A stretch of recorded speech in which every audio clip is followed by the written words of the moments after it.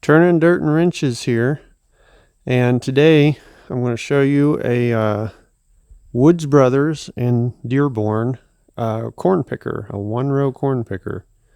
This is how I used to do corn probably about 5-6 years ago, and I don't know, this is just it's a neat corn picker. I had to drive a long way to find one.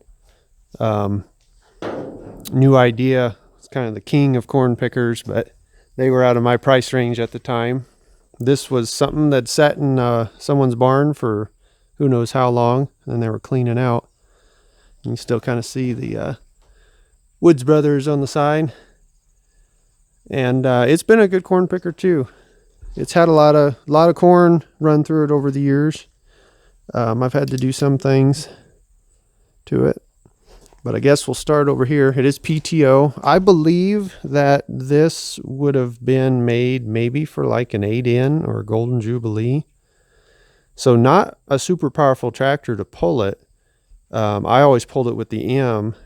But I suppose those tractors would do just fine, maybe if you didn't have a big wagon. I did do one modification. I put this little winch on it that goes up to the elevator adjustment. They had, let's see, I used some of the holes, but you can see some holes here. And then I've used the rest to bolt that on there, but you could adjust how tall the elevator was by moving a rod. And I didn't want to do that all the time. You know, you need someone else to help you to push that elevator up and down. So I just put that on there. But anyway, I believe this normally would have been for like flare box wagons and stuff, but I ran it with a gravity wagon and I just cranked it up. And you can kind of see on the end there, I've got some belting, and I made an extension to get it to throw the corn back to the center of the wagon because it was a little bit short. And with a gravity wagon full of corn, you know, that's a decent amount of weight. I think with a flare box wagon, an 8N or something would probably be fine. Because it doesn't take a lot of power to actually run the machine, but I think pulling all that weight around, and if you got into some wet ground, you might get in trouble, but I could be wrong. I've never put an 8 in on this. I have one, but just never did it. The M was always just a little bit easier to use than the 8 in for this sort of thing. But let's see here. So you got these great big old snapping rolls, no stripper plates, and they've been welded on over the years to try to make them a little more aggressive. And then from there, this thing is back heavy. That's why it's tipped up like that. It's got a block under the back of it. It's got this thing, and I do not know what that's called, but I think it just kind of moves the ears, moves it over into this elevator and keeps stuff from plugging up in here. It actually, I mean, this thing picks really well. I picked some neighbor's corn once. It was getting late, and I just kept going faster and faster. And I think they told me it was like 170 some bushel corn. We were filling wagons pretty quick. And this thing just kept going right on going, no problem, even in those modern hybrids.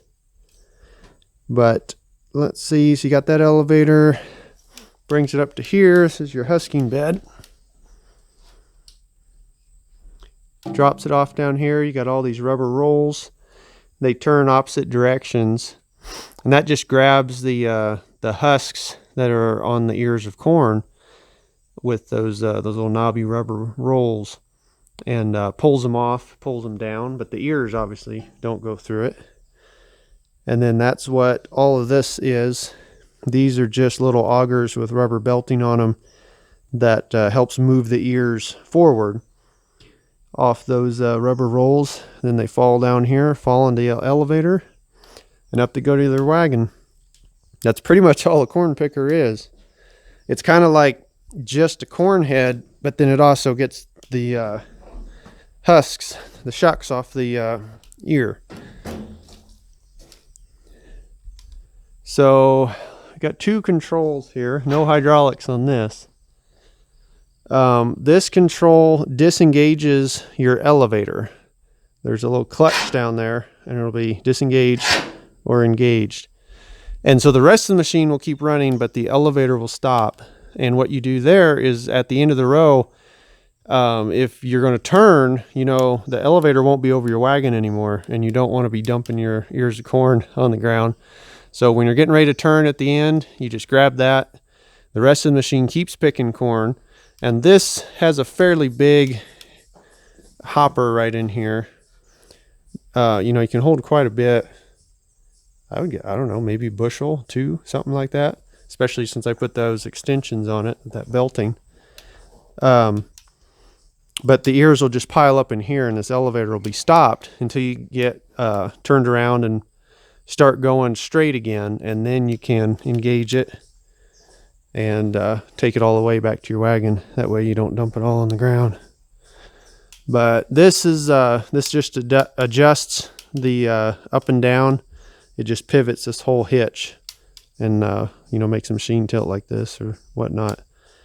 And it's just simple old height adjustment. A pin that goes into one of the holes on there. This twists and lifts that up like that. You just twist it and pull.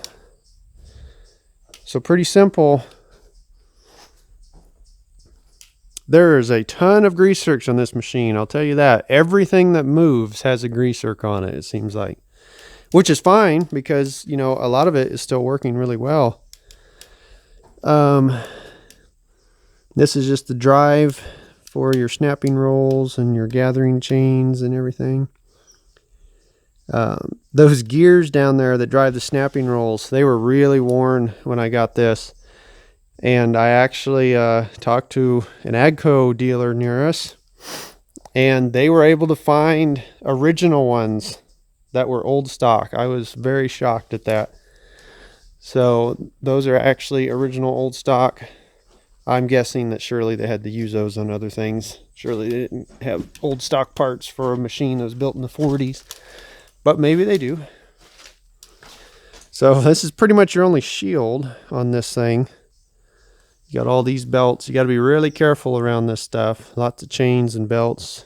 Make sure your shirt's tucked in, and no hoodies or anything around this.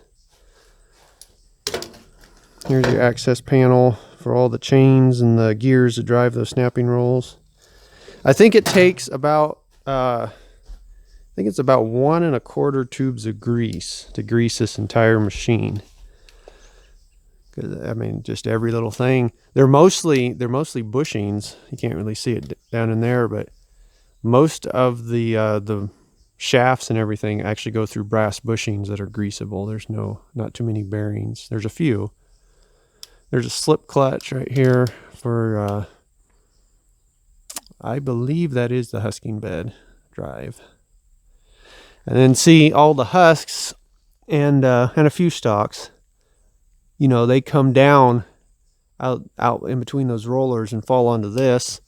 This is conveying this way. And then, I don't know if you can see in there, there's actually holes. It's kind of like a screen that it goes over. And if there's any kernels of corn that go through those rollers, they fall down through that screen. And it's hard to tell, but there's a passage underneath here because this chain is coming like this and then going forward. And that chain will pick up those kernels as it's going back around. And right about there, it dumps it into this little hopper, and there's an auger that takes it over to the bottom of the elevator. So then you'll save those kernels that would have otherwise just gone right on the ground. But let's see, I'm trapped back here. Let's get back out of here. Yep, so that is a Woods Brothers Dearborn corn picker. Pretty simple, but it gets the job done. I'll show you, I believe it said Dearborn on it somewhere. Here it is. The paint's kind of faded on this one a little bit. So you got Woods Brothers, Woods Bros, and you got Dearborn. Dearborn Farm Equipment, maybe. And I am not exactly sure on the year on this one. So if anyone else that's more knowledgeable in the comments would like to enlighten me, that'd be great. I think it's probably from the 40s, but I'm not entirely sure. So if you know, let me know. That'd be nice to know. Thanks for watching.